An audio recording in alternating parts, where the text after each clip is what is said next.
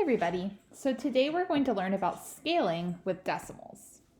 Scaling means making things bigger or smaller. So in this picture, you can see bacteria growing. Now, a lot of scientists use scaling to predict how much something will grow. So they might think, okay, let's say this multiplies by 2 every hour. How many will I have at the end of an hour? Or with my bacteria, I could say, okay, this is getting 3/10 of an inch larger. And then every time it's multiplying by 3/10, how big will it be? This one, in this picture, as you can see, is multiplying by 2 every time. So that's why people use scaling with decimals. And we're going to see some examples. And you don't necessarily have to be able to do this yourself. It's just to give you some context for where you might use this in real life. So when you're working with whole numbers, multiplying makes the answer larger. So 1 times 10 is 10. If I multiply it by 10 again, it's 100. If I multiply it by 10 again, it's 1,000. But with decimals, multiplying makes your answer smaller. So let's say I start with 1 square and I multiply by 1/10, my answer is 1/10. I multiply it by 1/10 again. Now my answer is 100th because it's a 10th of this 10th.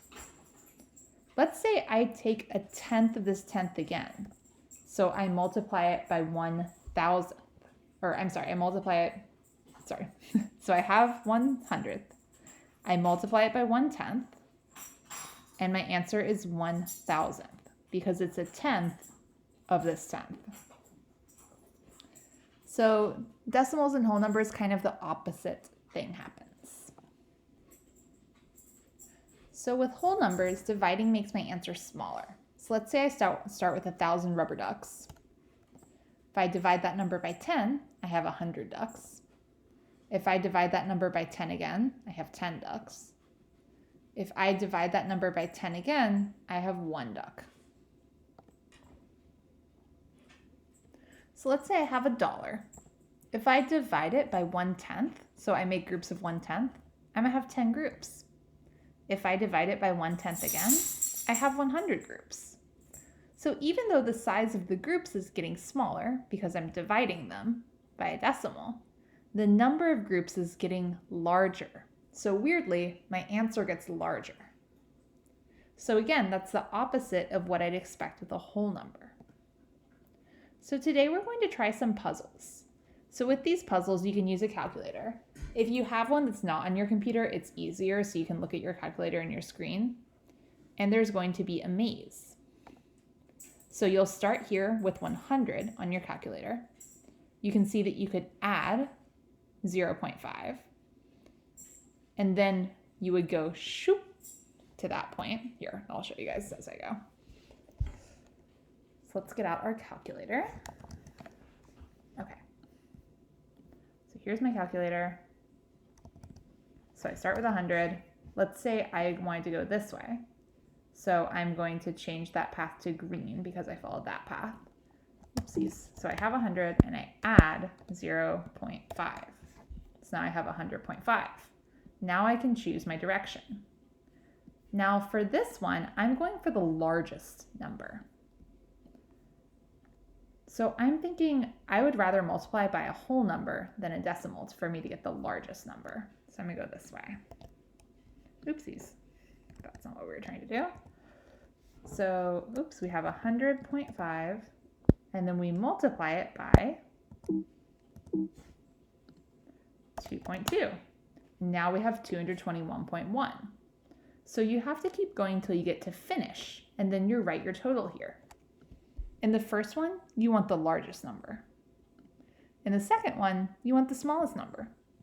And in the last one, you want to get as close as possible to 100.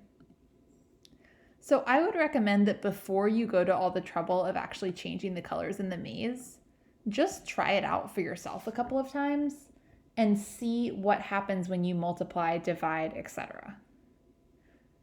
And remember our rules about multiplying and dividing if you're wanting your number to get bigger or smaller.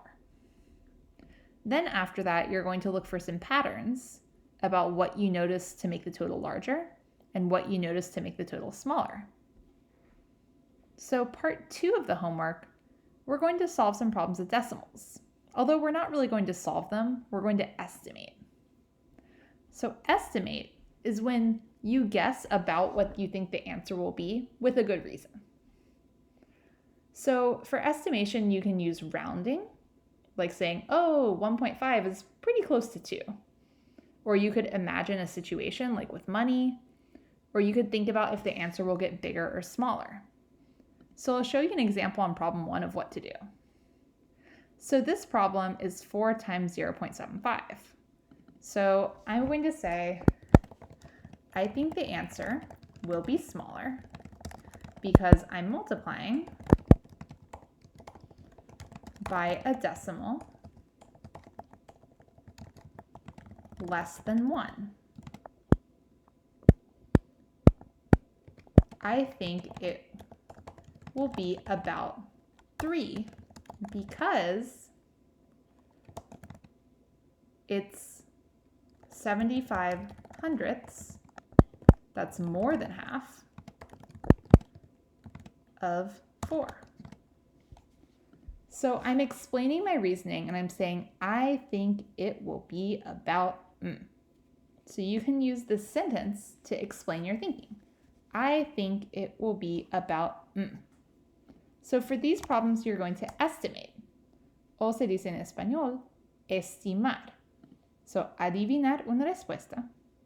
No tiene que ser exacto, pero explica cómo lo adivinaste, ¿verdad? Cómo lo prediciste. All right, everybody. So today, let's learn what happens with decimals and scaling up and scaling down. I'll also include this interesting link to a place value tool where you can multiply and divide by 10 and see what happens. So like if you start with, let's say 6, if you multiply by 10, the number goes this way. If you divide by 10, the number goes that way. So you can play around with this just to kind of get an idea in your head of how this works. All right, let's start.